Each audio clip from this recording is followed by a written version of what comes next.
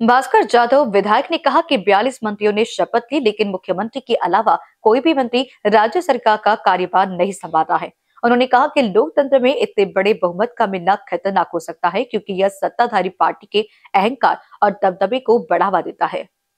जाधव ने यह भी कहा कि संविधान में यह प्रावधान है कि सत्ताधारी पार्टी चाहे जितना मजबूत हो, फिर भी विपक्ष का दबाव जरूरी होता है ताकि सत्ताधारी पार्टी निरंकुश न हो जाए। उन्होंने आगे कहा कि 42 मंत्रियों ने शपथ ली, लेकिन संवैधानिक दृष्टिकोण से सिर्फ मुख्यमंत्री ही सभी कार्यवाहियों को चला रहे हैं। दोनों उप मुख्यमंत्रियों को अभी तक कोई विभाग नहीं दिया गया है। विधायक ने यह भी टिप्पणी की कि सरकार ने एक नया रिकॉर्ड कायम किया है, जिसमें 42 मंत्रियों में से 41 मंत्रियों के पास कोई विभाग नहीं है और ये रिकॉर्ड इस सरकार के नाम दर्ज होगा। इसके अलावा जाधव ने सरकार से राज्य की आर्थिक स्थिति को मजबूत करने और वित्तीय अनुशासन लाने की आवश्यकता पर जोर दिया। उन्होंने कहा कि नई करों की बढ़ोतरी से आर्थिक स्थिति को स्थिर नहीं किया जा सकता, बल्कि आर्थिक अनुशासन लाना जरूरी है।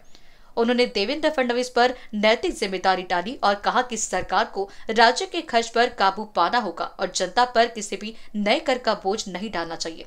अंत में जाधव ने सरकार से नए प्रकल्पों की आवश्यकता और राज्य के लिए 36,000 करोड़ रुपए की अतिरिक्त निधि की मांग की है। असं आहे की मी अनेक वेळा सांगत आलोय की लोकशाहीमध्ये इतकं मोठ्या प्रमाणामध्ये बहुमत मिळणं हे लोकशाहीला धोक्याचं असतं।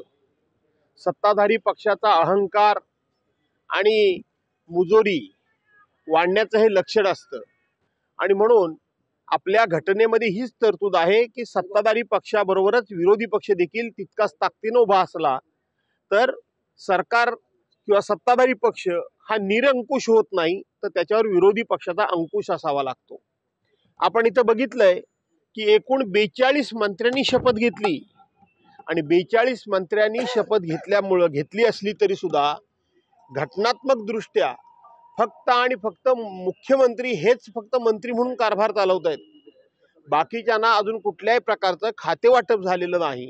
म्हणजे दोन उपमुख्यमंत्र्यांना सुद्धा कुठल्याही प्रकारचं खाते वाटप न करता हे सरकार चाललंय आणि म्हणून या सरकारनं संपूर्ण देशामध्ये एक नवीन विक्रम प्रस्थापित केलेला आहे की 42 मंत्र्यांपैकी 41 मंत्री हे बिन खात्याचे मंत्री म्हणून आणि अधिवेशन काळामध्ये सुद्धा बिन खात्याचे मंत्री राहण्याचा विक्रम मला वाटतं विद्यमान सरकारच्या नावावर नोंदला जाईल। कैमरा पर्सन अखिलेश भारद्वाज के साथ अभिषेक पानसी की रिपोर्ट।